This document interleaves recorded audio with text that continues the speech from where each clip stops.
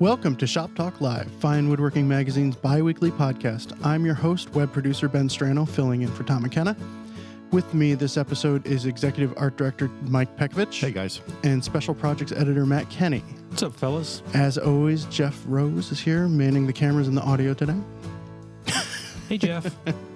We actually got acknowledgement from Jeff in the room. On the camera, at least. All right, before we get started, we've got a little business to take care of. The Taunton store is currently having its year-end sale. The Fine Woodworking Archive is 20% off if you use the coupon code ARCHIVE. And there's also project plans starting at $5. Go to tauntonstore.com for more information. You know, I didn't know that because I haven't received one email from Fine Woodworking about holiday sales. Have you? Not since we've sat down. Also, Fine Woodworking Live 2017 is coming up April 21st through the 23rd in Southbridge, Massachusetts. Join us for classroom instruction, technique demonstrations, and design inspiration. The keynote presenter will be Hank Gilpin, renowned furniture maker and designer. The entire lineup of Fine Woodworking contributor editors will be on hand for instruction and social events. Don't know what that means. Beer. Plus Tinder. Oh, man. Tom's already regretting not being here. You'll enjoy classes with woodworking masters, including Alan Breed, Michael Cullen, Peter Follansby, Andrew Hunter, and Kevin Rodell. And of course, we'll be there. So you got that going for you. Yep. We're going to do a podcast live, aren't we? Fine Woodworking, or Shop Talk Live. Yeah, Shop Talk Live. That I'm sure that's going to go really well. Yes. Yeah. Because of the Tinder and all. It'll be after the consumption of, dinner and beverages, right? Didn't you come up with the woodworking version of Tinder called Timber? Timber. One time, maybe that was at lunch and just It might have been me. Yeah. I do want to open up a club one time called the Lumberyard, or maybe Lumbertown. Yeah. All right, we better get on track. We let's do better that. go for a question here. All right. The first question is from Matt H. I am making a quarter-sawn white oak dresser. This is the biggest solid wood project I've done, and I'm having a wood movement issue. The long stiles on the sides or the legs are 49 inches by 6 inches, which maxes out my joiner, so it was a challenge. When I face jointed the boards, one side was flat and good, but when I planed the other face, a slight bow was introduced. On a flat surface, the center of the board is about 3/32 of an inch raised, and I can push it flat with very little force. I'm planning on to press forward, and I'm hoping that the half-inch Baltic birch back and the web frames will be sufficient to true it up. I don't know what I did wrong or if I'm making a huge mistake by forcing the leg or stile flat. Can you give me your advice? P.S. I can't get enough of Mike's Instagram. Barf. Do you want to go first, Sure. Mike? Yeah, Matt, it's, first off, no problem. That much of a bow over a long piece, especially if you can press it out. The construction of the case, it sounds like it's going to flatten that guy out for you. That's good. Also, 49 inches on a 6-inch joiner with shorter beds, that's always going to be tough to get really hard. flat. If you did get one surface flat and then as you were planing, it went out of flat, chances are you may have been taking too much material off of one face or the other. Mm-hmm. One rule of thumb is if it starts to bow, take material off of the convex side. Said with authority. Yeah, the roundy side, not the scoopy side. Right, because the scoopy side can scoop because it's getting tighter.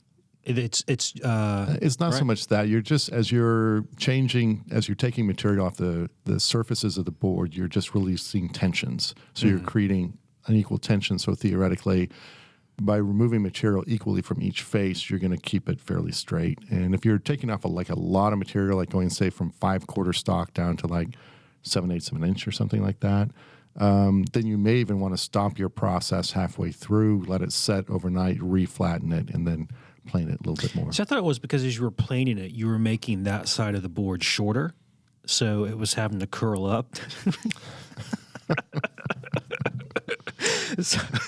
Sorry. Maybe so. Tom, That was stupid. come back. But it does sound like the construction techniques he's using will enable him to straighten this out because, so it sounds like he probably has a frame and panel side, which would be Yes. consistent with arts and crafts furniture. Yeah. And it's possible that the panel itself would straighten out the style, but also when he constructs the case piece, there's going to be what a lot of people call blades or dividers, between the drawers, right? Yeah. And so if you make those all of a consistent length and all the shoulders are of a consistent length, and then when you attach them to the ends of the cabinet, that's going to pull it straight. Yes. So it's going to take that out. Yeah. and Or so- if you have the bow going inside, It'll push it it'll out. push it out. And Right. you had mentioned that that's the way that you would construct Yeah, it. it's easier to constrain it at the corners. So if it's bowing in, the stretchers are actually pushing it out straight, Yeah. as opposed to relying on the joint to Sure. pull it in. If Yeah. that joint fails, that side's going to pop right back out. Yeah, very good. Excellent answer, Michael. So are you working on an article for the magazine making your wood less scoopy and bowy? Sure, let's go there.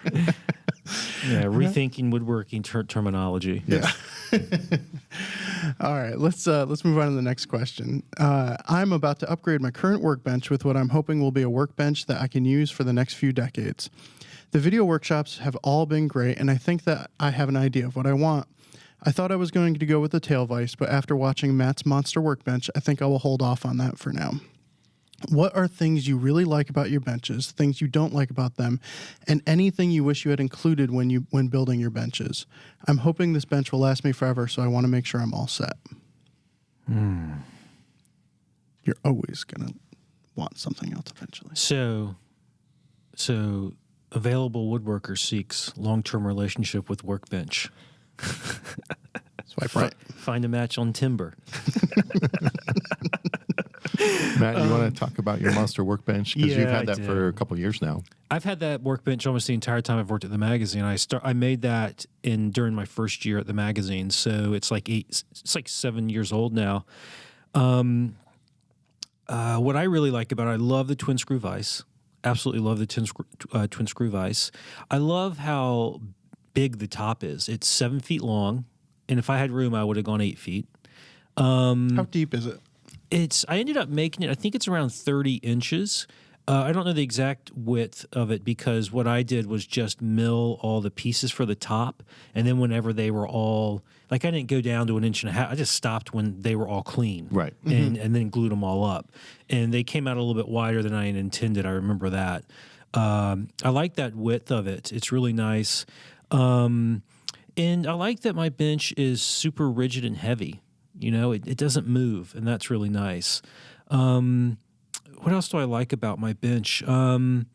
It's a nice height. I can sit in a kind of a little bar stool, a folding bar stool that I got at IKEA. And when I sit like that, Not supposed to admit you should IKEA. it's the perfect height for me to do things like pair and clean up dovetails. And so for me, it's been very helpful because bending over all the time at the workbench just kills your back once you start to get over 40, So for me, a lot of the stuff that I do now, I can sit and pair or, and work. And it's very comfortable. Did he also ask what we would change? If there's anything you'd change about it, yeah. Part of me thinks that my bench is oriented so that it's perpendicular to a wall in my shop.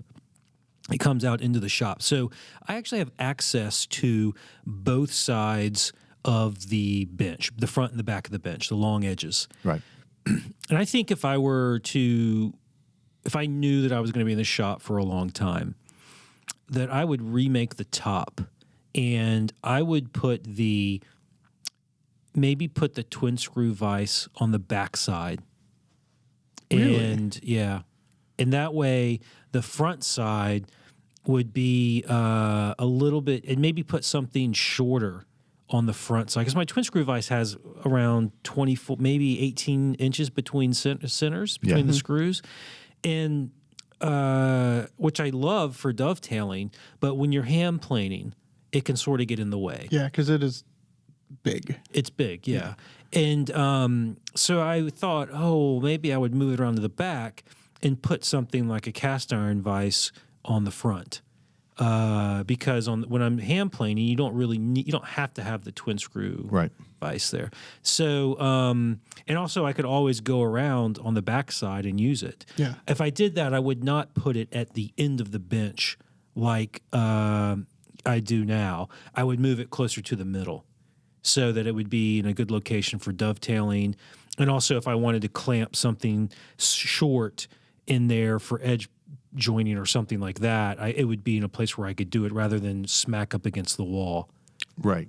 So that end would be up against the wall. Yeah, so I think that, or I'd make a second bench and have two benches and have one bench be for hand planing and using shooting boards and things like that, and then a shorter bench that's maybe even a little bit taller that would have a twin screw vise on it, and I would just use that for joinery and detail work. So it's maybe something like that. You don't miss the tail vise? No, I don't miss the tail vise. Tail vices are nice for maybe cutting a tendon or something, but I don't miss it at all. I use planing stops, like pieces of plywood with stops on them, when I need to hand plane small stuff. And then big stuff, you don't need to pinch it, and you don't really need to pinch anything to hand plane it. I don't miss it at all. I mean, not even at all. Not even 1%.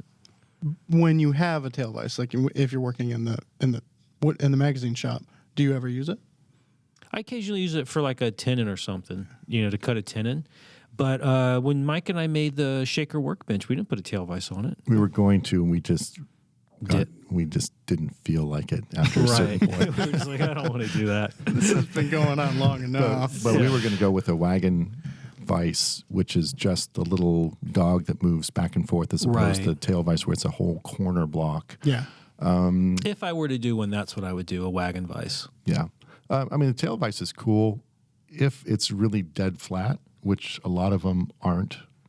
But, and it also, when you have a tail vise down in that corner, it kind of takes up that one corner and makes it a corner you never want to work on unless you're using the tail vise. Yeah. So you don't want to chop or pound on that corner or anything like that. So, I don't know. My vise, my bench is really small. It's 24 inches deep by maybe 60 inches long, 5 feet. And for my shop, it's a pretty decent size, but I do wish my top was thicker. It's just 8/4 stock, sort of laid plank style, not even like up on edge. And it's okay. And because it's that way, I've had to flatten it a few times, which is no big deal. But I did wish it had a little bit more mass to it, because it is a little bit wobbly. There is a little bit of wiggle if I'm sawing dovetails or something like that.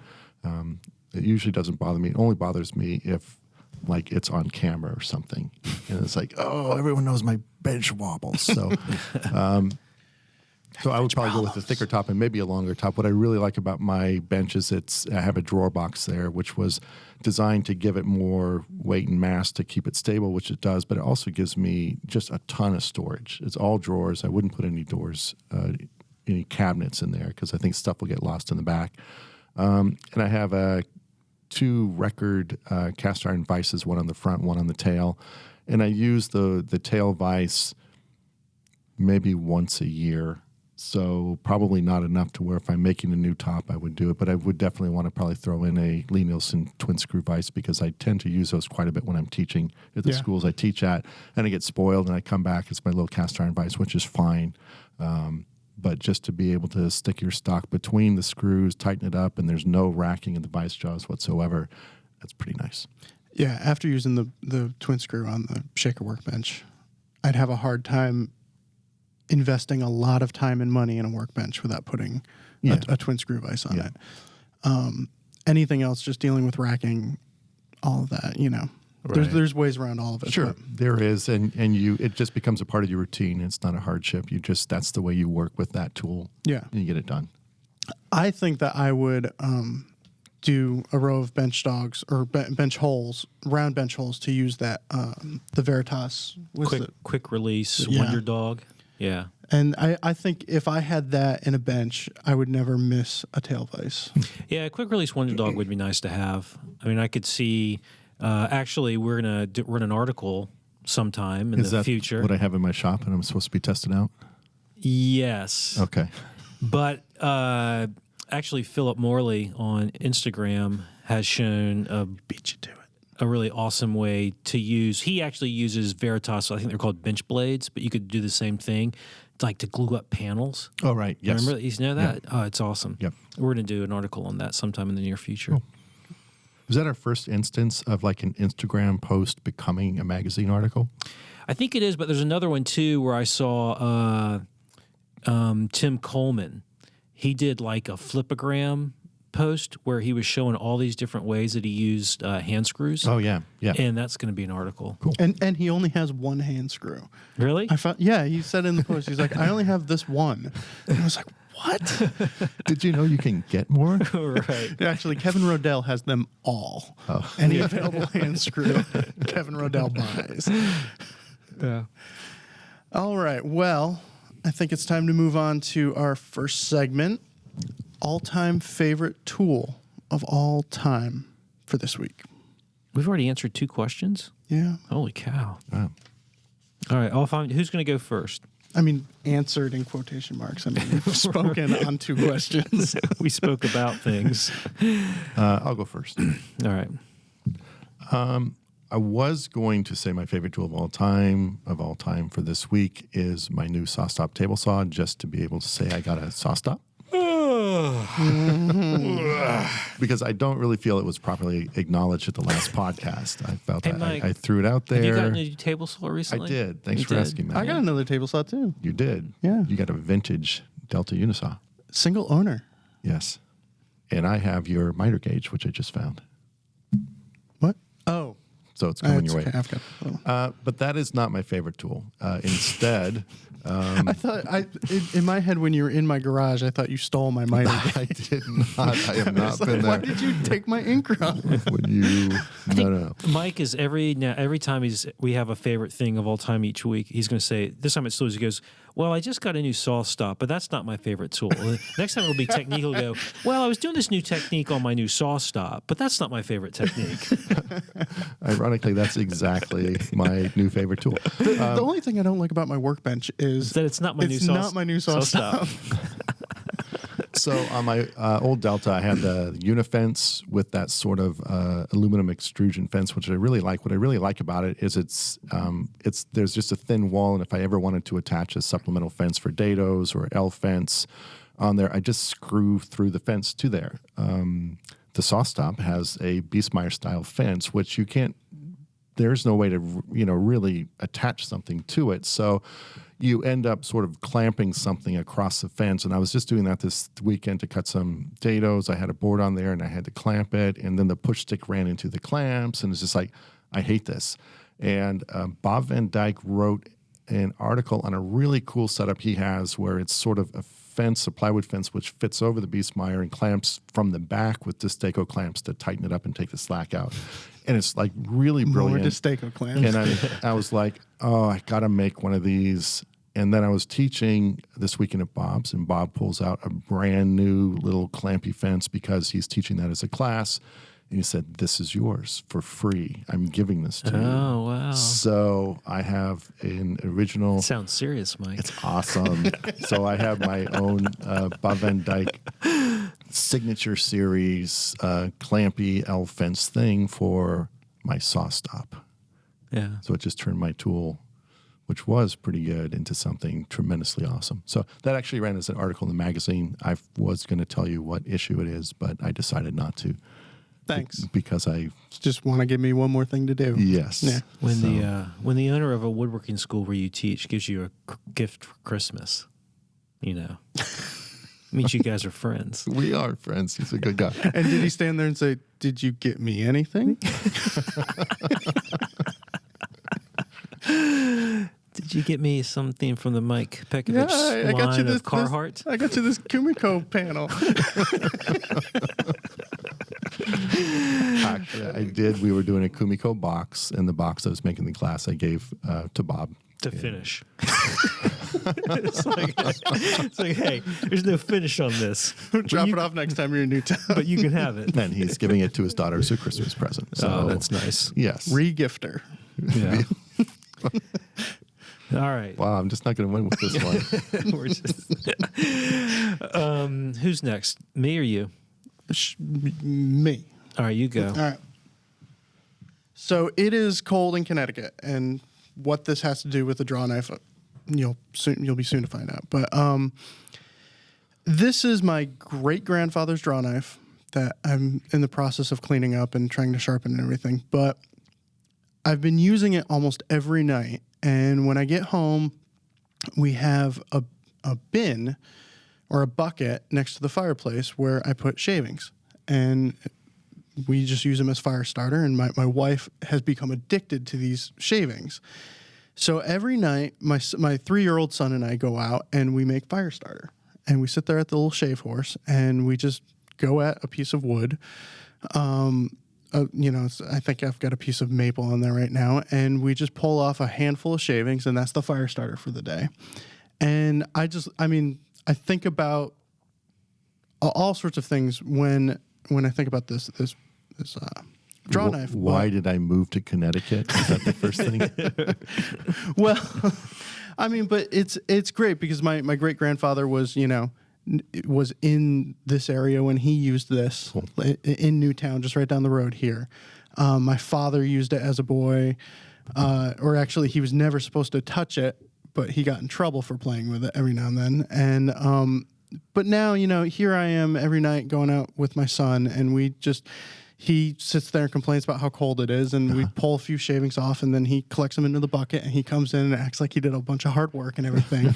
And it's really got nothing to do with woodworking, but it's a woodworking tool I hope to put to great use one day, making chairs. But I just love it. It's amazing to me. So that's my all-time favorite tool of all time for this week. We call that Pekovicing the question. I was just going to say there's no way to make fun of that answer. It was just too sincere, but bang, there you go. Thank you, Matt. Matty K. I do like that, though. Doing that with your son, that's awesome. Yeah. All right, so I actually thought of 3 different things. I'm not sure because the first one is another, I think, example of Pekovicing the question. So what I really want to do, my favorite tool of all time just this week, don't Pekovich the chips.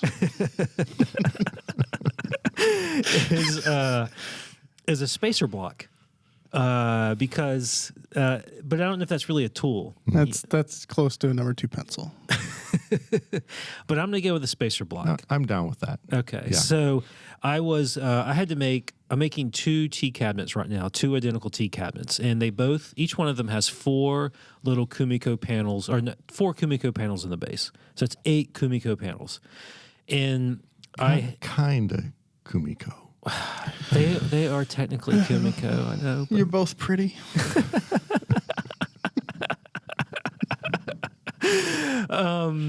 But yes, mine are just lattice work. They do not include, all the old school boring flowers and stuff. Which I concede, even simple lattice work, that you can apply the term Kumiko to that. Yes. So yes, technically that's what it is. Anyways, one thing, so I use a stop block so that when you're cutting this, those notches have to be located precisely. And so the way that I make Kumiko is that the outside frame is usually taller and thicker than the pieces on the inside. So for me, it becomes a problem that I need to have, the stop block in one location to cut all these different things, and but you still want everything to be identical. So what I figured out was if I take a stop block and I register it off the end of the blank that I'm using to cut the Kumiko notches into, is that, okay, if you're just using a stop block, you can make a cut, flip it around, make another cut, that's 2, right? Yeah.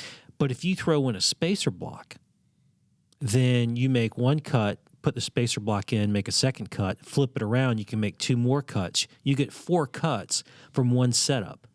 And then you use 2 flip stops and 2 stop blocks and a spacer. And 2 spacers. Yes, you do. And then you end up cutting it in half somehow. But the other thing the spacer block is perfect for is actually spacing the Kumiko. So, because mine, the way that I often do it is that I will have like a pair of little Kumiko pieces next to each other, and then a big space, and then another pair. Yep. And what the spacer does, if you space it, if it's the right size, it'll locate those two things perfectly, right? So like I used a piece of 3/4 inch plywood, and that gave me a 5/8 inch space between the two vertical pieces. Because 1/8 inch curve. Eighth inch curve, yes, and that's exactly what I wanted, was a 5/8 inch space. So I like the spacer block because not only does it speed up the process, but it also allows you to ensure that the space between every single pair on all the pieces of Kumiko is identical. And which, if you're measuring to do that, you may not end up. If you're just using a stud, you're not going to hit it. So it's awesome in those two regards. It speeds up the process and gives you precise spacing for all the pairs. And so you could do this in any combination you could think of to control the cutting of these notches. So that's Pretty my cool. tool of the Very week, cool. all-time favorite tool of the week. yeah, no complaints there. Yeah. Good answer. Yeah. People can check my Instagram if they want to see how I did it. Speaking of your Instagram, your post this morning confused me, but we'll talk about that later. Yeah. Okay. All right. All right. So on to the next question. This one is from our good buddy Woody Mercury. Woody would. Sometimes I think that Woody's the only guy that listens to the podcast. Yeah, he's got multiple email addresses, and these other guys are Woody. All in. All right. I am looking at purchasing my first block plane, and the Lee Nielsen low-angle rabbit block plane caught my eye. The one drawback I see to it is it doesn't allow for the uncut reference surface needed for a shooting board. Do you see any workarounds to this? I'd love to get a pricier tool that does more than to buy and maintain another down the road. Why would you ever get something that prevents you from buying another tool down the road? Yeah. That's Limited the main funds? problem I have. Self-control. Well, I'm not a fan of the rabbit block plane because I think it is a tool that tries to do too many things, and I don't think it does any of them perfectly. Yeah, see, I think this question was sent in specifically to get Mike and I to have this argument again. Especially, I don't remember this especially in your case, Woody, it's just the wrong tool because the shooting board works by having a certain reference surface on either side of the plane blade, which doesn't cut into your shooting board, and that becomes a reference surface for moving the plane. So by its nature, a rabbiting block plane where the blade is a full width of sole is just going to continue to cut into it. So Right, yeah. But how often are you going to use a block plane for a shooting board? That's the other thing. It's anyways? like, why are you using a block plane on a shooting board? yeah, I do that sometimes when I have very small things that need to be shot in some fashion. But yeah, why? It's not normal. yeah. I would just, if you have a regular, Something wrong with you, man. That's not what I'm saying. if you have a regular smoothing plane, Yeah. there's no 4 or 5 or whatever. Right. Use that for your shooting board. Yeah. Yeah, I would that's get fine. my first block plane. I would get a low angle adjustable mouth block plane. Yeah. Like, was that a 60 and a half or is it 62 and a half? I can't remember the exact number. Anyways, everyone knows what we're talking about. Yeah. We're not supposed to be experts on this matter or anything, but So then a lot of folks get the rabbiting block plane in order to do like true up your tenons.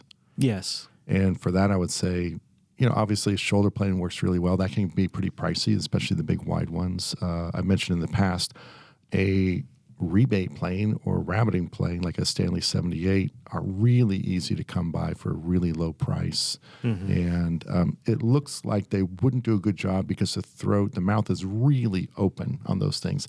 But because you're going cross grain, you're not really severing any fibers, so you don't need a really tight mouth to do that. So if you're working on just tenon cheeks, I learned this trick from Will Neptune, is just get like the Stanley 78 or the equivalent, and those things are awesome for sizing tenons. I went digging a little bit, and the Lee Nielsen rabbit block plane is the blade isn't skewed at all, right? Correct. So That's correct. both sides are open. Yes. So it's Yes. and there's no righty or lefty. let me throw a wrench into the answer. What if he went with the Veritas skew rabbit block plane, which does have a left or a right side, and one side is closed? He could use it for everything. It'd be harder to sharpen. Yeah, I wouldn't get that that's a specialty plane for a special purpose. It's not going to it's not going to work well for general use. I mean, the answer to the question is get a low angle adjustable mouth block plane. That's the answer to the question of what kind of block plane should I get? That's the answer. Or get the low angle rabbit, assuming you have a regular smoothing plane. Yeah. And use that for your shooting. Yeah. Gotcha. Yeah. I mean, I really like apron planes, but I love my apron plane. But I think what I said just a minute ago is correct. You wouldn't use your apron plane as your only block plane? I used to. I had for years and years and years. That's all I had. But the adjustable mouth block plane, what I really like about it is that it can be set up with, you can have multiple blades for it, and it actually works really nicely as like a higher angle smoother and on small stuff, which obviously is not relevant to everybody, but it works really nicely that way. So I like it. I like it because it is versatile. You can use it as a small smoother. I've never used an apron plane. I always have like the low angle versions, whether it was Stanley or Lee Nielsen. But now I have an apron. I knew that was going to come. So I'm thinking about Do you hang it from your saw stop when not in use? I hang it from my 17-inch Grizzly bandsaw because the little wheel for adjusting the height of the guides is high enough where I kind of hook it right up there. Okay, that wasn't as funny as I was expecting. No, because I see what you mean. You do have an actual apron now. Now you think you need an apron plane. Well, not. That's why I got a No, pencil, you want too. an apron plane. No, I want one. Yeah. Yes. I'll tell you, here's the secret about apron planes. I've never kept an apron plane in my apron because they're too heavy. Well, I know a regular block plane is way too heavy. Yeah. Yeah. They start, it depends on where your pockets are. But as you're walking around with that block plane in your apron, it starts to swing around and, Yes. Yeah. You know what the coolest thing about my apron is? And there's many cool things I want to get into on a this future in depth episode. later. On a special episode of Shop Talk Live, Mike Pekovich and his apron. On one little side rings that one of the little back strap attaches to, I've hung my little dust collection on-off remote switch from that. Mm-hmm. That, in and of itself, is the greatest improvement in my shop probably in the last 10 years. Apron hacks with Mike Pekovich. I've worked with probably 15 guys who do that. Hang their... I'm not saying that because you're not. I'm just saying, yeah, it's really cool, and a lot of people do it. Yes. Well, hats off to them. I'm not saying it in a mean way. No. Ben just thinks I am. Nor am I implying that I'm the first person to have thought I know. of doing No, you this. weren't. No, but you're right. That's a super awesome thing to do is to hang that little fob. The fob. Yes. Oh, here's the other thing, because the remote switches are really expensive if you try to buy one through a woodworking catalog. Fob. The fob, like to plug in, like if you want to turn your whatever into a remote off on. No, go to Home Depot and they're it's like for lights to turn your lights off remotely or something like that. I was thinking, because we just got one. Yeah, it's only like $15 for our Christmas or lights. something. Yeah, and it was $20 for 3 channels. Well, I only have one, so it was less. Oh, 3 channels. Yeah. Roz sits there every night. He's in charge of turning the lights on. Oh, Wow. He loves it. Cool. So here's a little somewhat humorous story. So I've worked with Tim Rousseau quite a bit, and he has remote on his dust collection. And it turns out that the automatic door lock fob for my truck will turn on his dust collector. But it does not turn it off. It only turns it on. So it's, so every time I'm in Maine, I get out there and just screw with them. Just drive by. I have told him, I'm like, hey, I'm coming by tonight about midnight and turning it on. You're going to have to get out of bed. Excuse me, Mr. Rousseau, is your dust collector running? Yeah. All right. I kind of miss Tom right about now. I can't imagine why. What are we talking about? Block planes. Wow. I thought we were still talking about tool of the week or something. No. We kind of went back there. Yeah. All right. Well, you guys want the statistic of the week? Oh, sure. All right. So read this. I discovered this recently that 16% of all woodworkers carry a plumb bob in their pocket at all times. Apron pocket too? Yeah. All right. Thank you for that. You're welcome. Yeah. All right, moving on. Next question from Tom, not McKenna. Yeah, it's like, why did I let you guys do this? That's the question. I am wondering if you each sign your work or otherwise mark it. What is the best way to mark it?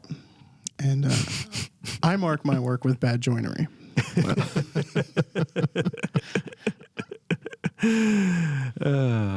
I usually don't mark it.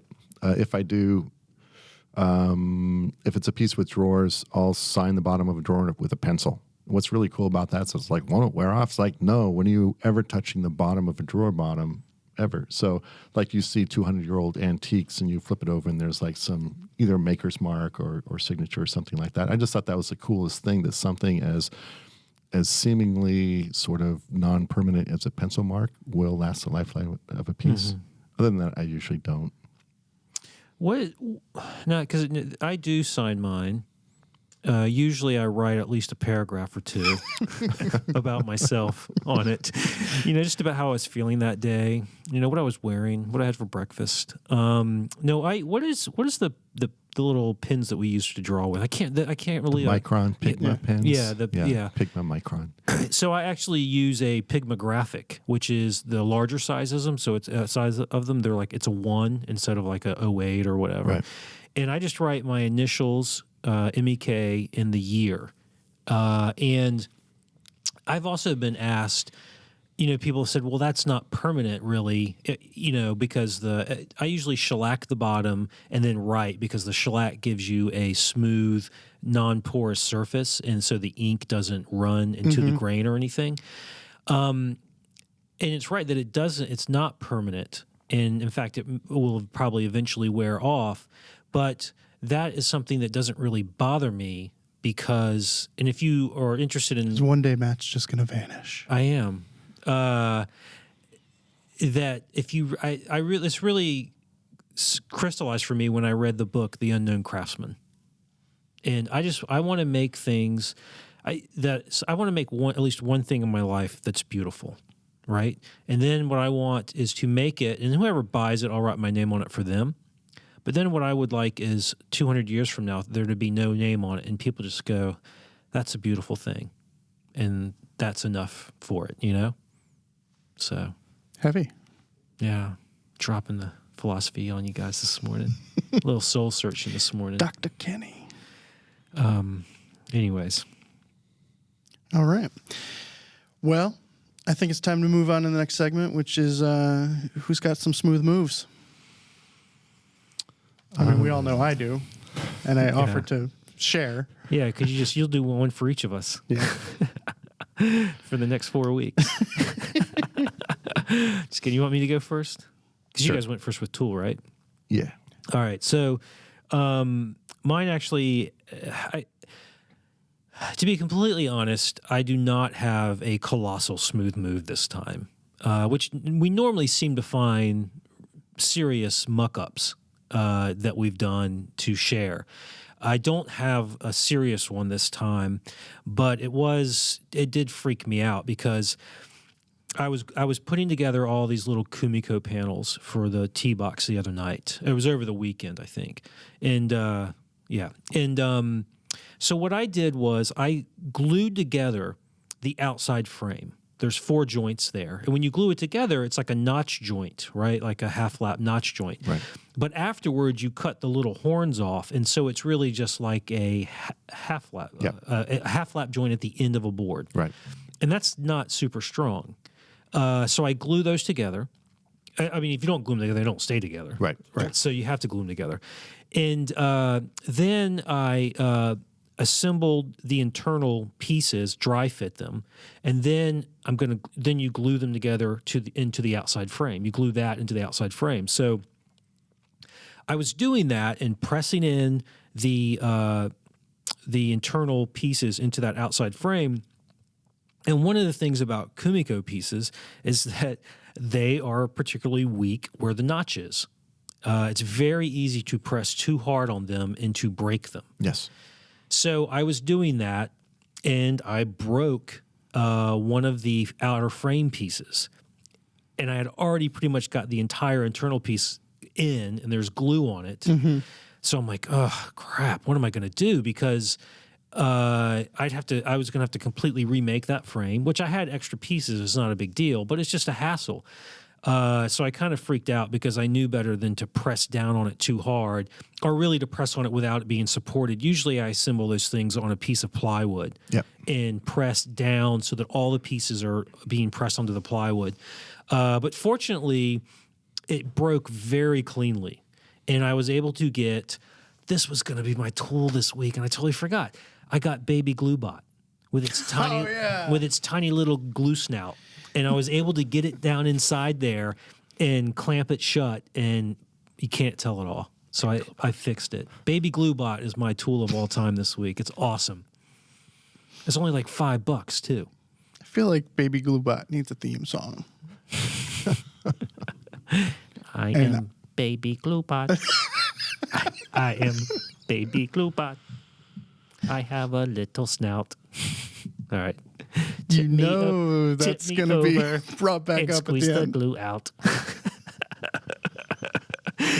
All right. God, people are really going to complain about this episode. I don't think anyone's left to complain. Even old Woody Mercury has left us. Yeah. Do you want to go, or shall I bring out the big guns? Well, I'll go because mine actually sort of covers one of yours as well. Thanks. So Ben is making an awesome table based on the Dan Chafin table that was in fine woodworking. And he was kind of consternated. He says, I was doing this thing and I made a mistake because there was a wrong measurement on the plan. How is his? And I'm like, wrong measurement on a fine woodworking plan. I take this kind of personally. It's like, because if it is, I feel really bad. If it's not, and you're saying it is, then it's like, we have something to talk about here. It was a double whammy because I didn't say it was a wrong measurement. I said there was an extra number. He said, okay, no, it wasn't wrong. It was an extra number. I said, no such thing. We're very economical about our numbers. Each one is placed strategically to help you along the path without giving you too many stepping stones to make it too easy.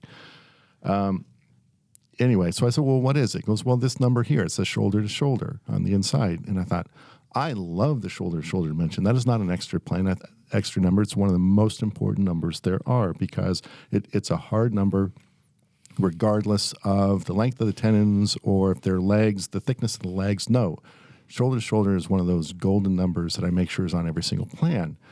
And Ben said, well, yeah, I did that, but I mistook that for the overall length, cut it, and everything ended up being too short. So I'm going, okay. So I'm working on a rocking chair. And I'm cutting the side rails. Side rails are tough because they're angled tenons. So there's quite a bit of work involved in cutting the angled tenons of the side rails. So I spent an afternoon cutting all these angled tenons. I said, finally, I can dry fit this chair. And I put it together. It's like, man, that's looking a little short front to back. I go, what happened? I measured it. It's like, oh, yeah, I cut my workpiece to the shoulder dimension. And it's like, oh, sorry, Ben. Yeah, I can see how that might throw you off. So anyway, that's my smooth move. Do not mistake shoulder to shoulder with the overall length of a piece or they'll end up too short. My apologies, Ben. Yeah, oddly, what Mike was telling you that your smooth move this week was criticizing a drawing in the magazine. Yeah, that yeah. Which I was going to point out, like I did that day at lunch. At least I didn't do it publicly. Oh, wait a minute. Mike did it. Because that's not only was, Mike has a hand in every article we make. Yeah. That was my article too. Yeah. And so you were attacking both of us. Oh, I knew where I was. You haven't even been here a year yet. Almost. Feels like more. There has on rare occasion been an erroneous number or dimension in a plan in the magazine, and those will live to haunt me for the rest of my days. Yeah.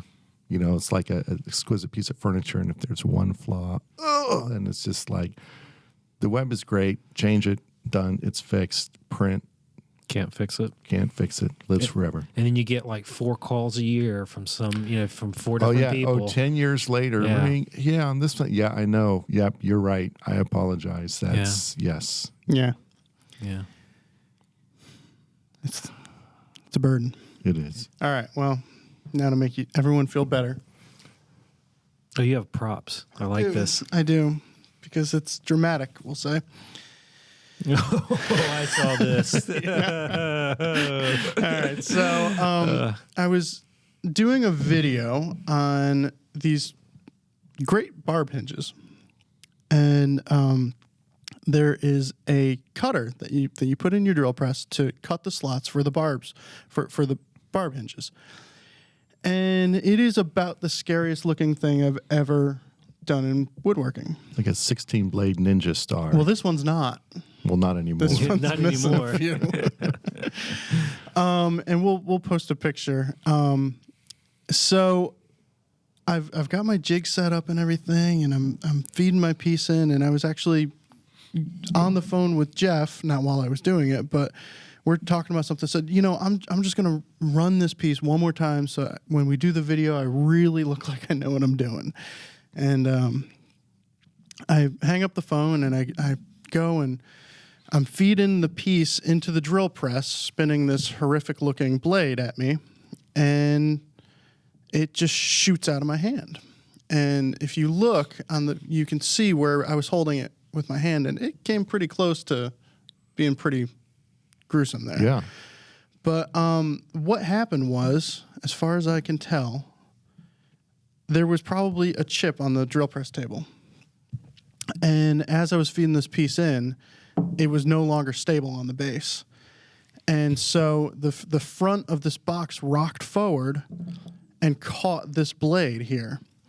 And I'm not explaining this very well for audio-only listeners. I apologize. But so basically the blade caught and kicked back and shot off about 3-4 teeth in various directions. One stuck in the box. If you're listening, it's going to be worth going to the show notes to see this, because it's Yeah, basically what happened is the box tipped forward. Yeah. And because that blade's very thin, so I'm sure it's 3,200. Yeah, it bound the blade got bound, and then and so it sort of kicked the work back, and then it also shattered the teeth off. Yeah. Yeah, So that's awesome. Scary. yeah, it was a little scary. Immediately it was like, okay, I come running back up to the office. I'm like, Mike, what did I do? How did I fix this? So the good news is, the bad news is the video is incredibly late because I had to order a new blade. And but the good news is I think we've worked out A better technique. a better technique and the safest of all possible ways of using this pretty cool tool, actually. Yeah, the safer technique is called the butt hinge. Ben invented it just recently. All right. Okay, so looks like we have time for one more question, I'd say. Really? Yeah. Yeah. All right, let's go with this one. This one is from Eric. I have recently purchased some reclaimed wide pine planks. The wood is in very good shape, 14 to 16 inches wide and 14 plus feet long. This was one of those purchases where I didn't have a specific project in mind when I bought the wood. In thinking about a target project, I came up with a couple of options, including a tool chest, blanket chest, or some small side tables we need.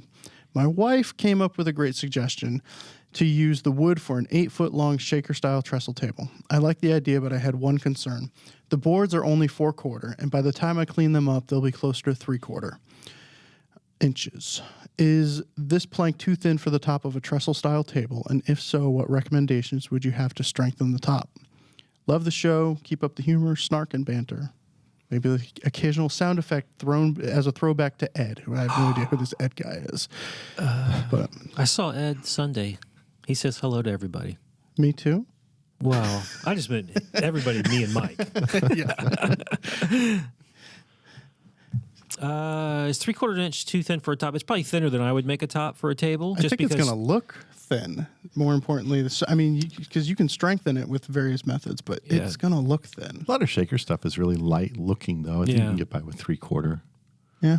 I mean, here's what you could do. This is what I was thinking. If you want a thicker top, since these boards are so wide, if you were to rip the board and then fold it under itself and glue it back together, you would have a thicker board, and the grain match would be really good. It would if you glue it together properly, you wouldn't really see a glue line, and then you could fill out, on the end grain, you could, or you could just glue stuff up and make it thicker. You could, and if you were to, so this is where you start to get into smart design, because if you're going to glue this together, okay, well, where's the glue line? Well, you can probably profile the edge in such a way as to hide that glue line.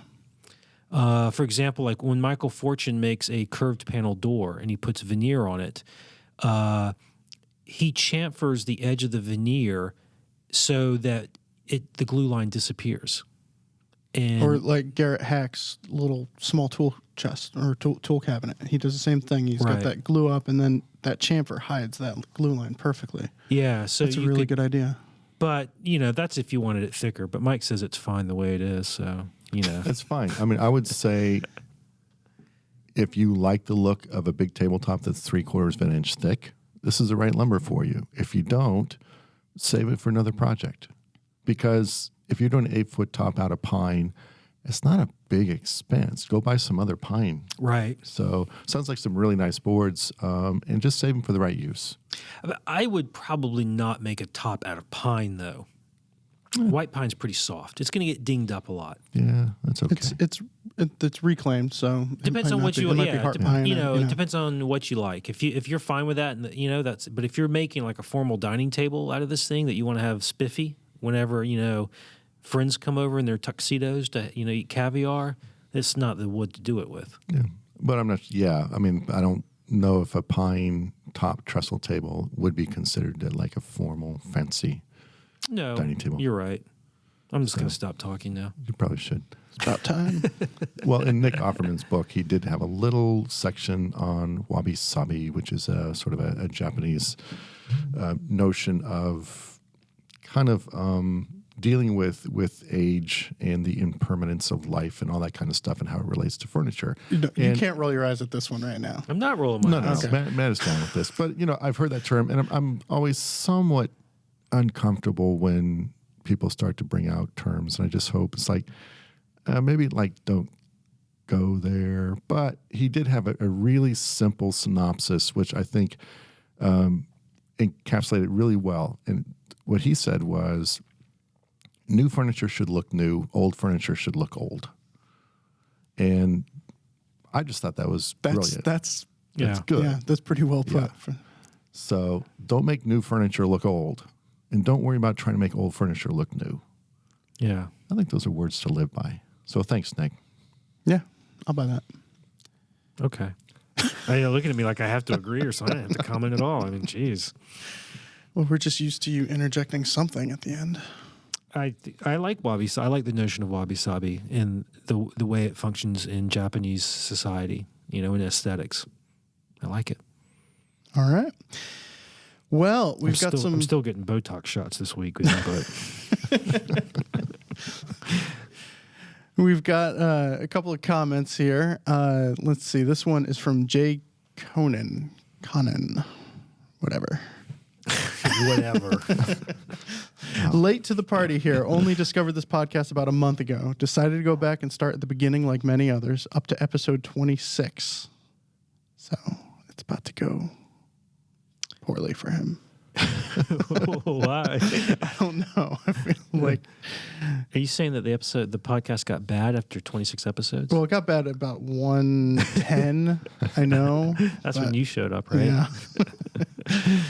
I've already learned a great deal, and I'm looking forward to learning more. Keep up the great work, and I hope to meet you all in person at Fine Woodworking Live 2017. Right on. I hope you signed up because Yes. it's going. It's going quickly, and also I meant to say this in the beginning, but there is currently the super early bird special going on, and I think it's about it's over $100 savings. So if you want to go, I'd do it. And those tickets are available at Denny's, if I'm correct. Sorry. come with hash browns. All right. And then the next one is from Annie the Hound Dog. I mostly tune in to hear Matt rant about blue tape and Mike muse about his favorite non-tools. Funnier than most comedy shows. I would even listen if there were no woodworking tips. The stat of the day is very helpful. Yes, it is. It's quite helpful. See? Yeah, This, see? So that's this why I read that is one. a smart person. Yep. Very smart person. Right on. All right, so that's all for this episode of Shop Talk Live. Tune in again in 2 weeks on January 6th, 2017 for our next episode. Please spread the word about Shop Talk Live to your woodworking friends and neighbors. You can subscribe via iTunes, and while you're there, please give us the 5-star rating, and don't forget to leave your comments. If you're watching on YouTube, please give us a thumbs up, and if you're on MySpace, please put us in your top 8. Finally, nobody's going to get that one, huh? Nobody here. MySpace is that. MySpace?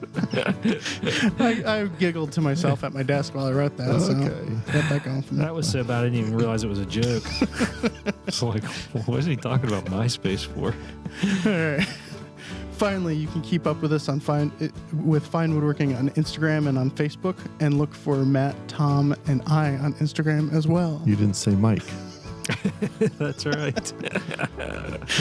Because you come when someone signs up for Instagram, you're like Tom on MySpace. It's a deal I made with friends you. Apple. Every iPhone just ships with my feed That's right. built into Every it. time Mike gets a new follower on Instagram, he stands up and walks around the office and tells everybody. He's like, that's another follower. That's another follower. Hey, what are your numbers at, man? Huh? Well, mine? Yeah. 80,000? What? 88? What? What is it? No, Mike's feelings are hurt now. All right. That about does it. Thanks for listening, and have fun in the shop. We miss you, Tom.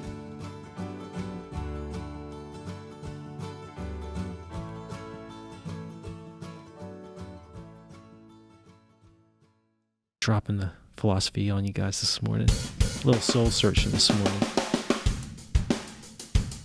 I got baby glue bot, baby glue bot, baby glue bot, baby glue bot, baby glue bot, baby glue bot, baby glue bot, baby glue bot. I got baby glue bot, baby glue bot. Baby glue bot is my tool of all time this week. It's awesome. Baby glue bot, baby it's only like $5 too. Baby glue bot, baby glue bot. Baby glue bot, baby glue bot. I got baby glue bot, baby glue bot. Baby glue bot, baby glue bot. I am baby glue bot. I am baby glue bot. I am baby glue bot. I have a little snout. Baby glue bot, baby glue bot. I got baby glue bot, baby glue bot. I got baby glue bot, baby glue bot. Baby glue bot, baby glue bot. Tip me over and squeeze the glue out.